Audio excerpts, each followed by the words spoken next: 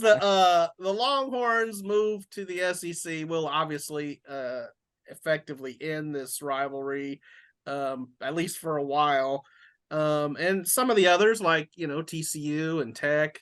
But it will also restore some old rivalries like Arkansas and A&M,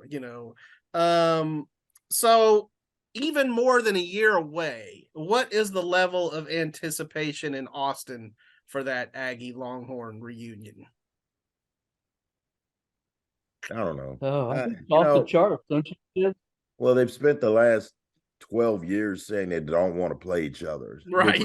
Which was crap, which was right. not true. Not true. Right. So I guess there's anticipation. The question is, will Jimbo Fisher be a part of that mix? I don't know. Mm-hmm. I don't know. They might be passing the hat around in College Station as we speak. I don't know. He's gonna have to win some more games. They're not happy right now with Jimbo. Rivalries make college football great, and they have rivalries in the pros, but there's something about those college rivalries, that inherent hatred between teams that really makes it go. So Arkansas has played Texas 3 times since 2003, 3 times in 20 years, and they just hate Texas as much now as they did in 1969. And we know what the Aggies and Longhorns feel about each other, so it's going to be fun.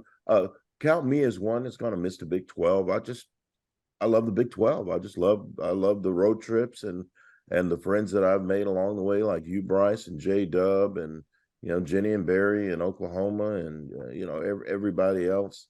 That part I'm gonna miss, but you guys are gonna have fun with Coach Prime. You're gonna have fun with that. Yeah, that'll be fun. For one season until he leaves to go coach Miami or Florida State or something. Yeah. Kirk, what do you say? Yeah, I would say when pretty much the only games you see on the Longhorn Network is a certain Rose Bowl. I forget what year that was. And then the other one was Justin Tucker's winning field goal to beat A&M in the last time. And it's interesting, so how long have they been gone? 10 years? Yeah, 2011. Aggies left in 11, 12, something like that. They left Johnny's freshman year, so 2011, I believe. Mm-hmm. Yeah. And Baylor hadn't played A&M since, right? Correct. And I don't hear anything from Baylor or A&M. So, man, I sure wish we played again, Mm-hmm. So, and we hear it all the time from Aggies and Longhorns. And there's still a subset of Longhorn and Aggie fans that don't want to have anything to do with each other. But when you announce the score of the other rival and they lose, the stadium erupts, So mm-hmm. That's a rivalry. That's right. They're in denial if they say they don't care. So my favorite, I love rivalries. My favorite Aggie Baylor story, and it's really quick, is Duck. We're driving back from Texas OU, and Dave South, the legendary Aggie radio man. It was a barn burner, and it was at the end of the game. Baylor scored. Baylor scored, and I think it was like 47-46, and Sean Bell was the quarterback. Mm-hmm. And this is the Dave South call. The Bears are going for 2.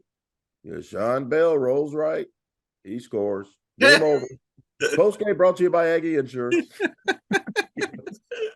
Kirk and I were laughing so hard he ran off the road. Oh my God. I'll tell a quick story on that one. I was covering high schools at the time.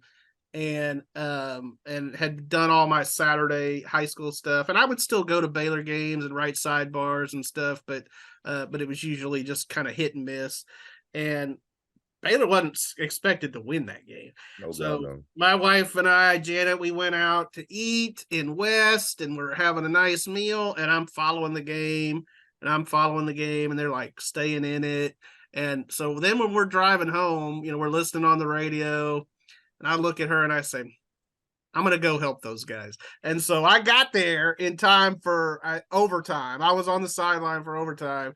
And like said, yeah, Sean Bell rolled out, hit Dominique Ziegler for a 2-point pass. That was Guy Morris, was at Baylor at the time. And that was a big cojones type move because they went for 2 to win the game. And I just remember looking at John Werner standing right next to him and going, what are they doing? They're going for 2, you know? And yeah, that was a big, big win for Baylor because they hadn't beat A&M in a while. So goalpost came down, I think. Yeah, they did. They tore the goalpost down, and yeah, fun times. We miss those rivalries. Jerry Hill and I were talking this week. Baylor hasn't played Arkansas since Arkansas left the SWC. Obviously, they haven't played A&M since A&M left the Big 12. Personally, I hope the Bears and Longhorns somehow play down the road because I just want to see Kirk and Sid. That's all I want. Hey, well, you can see us. All you gotta do is come to Starkville. We'll be in Stark Vegas. We'll be there. We'll be there.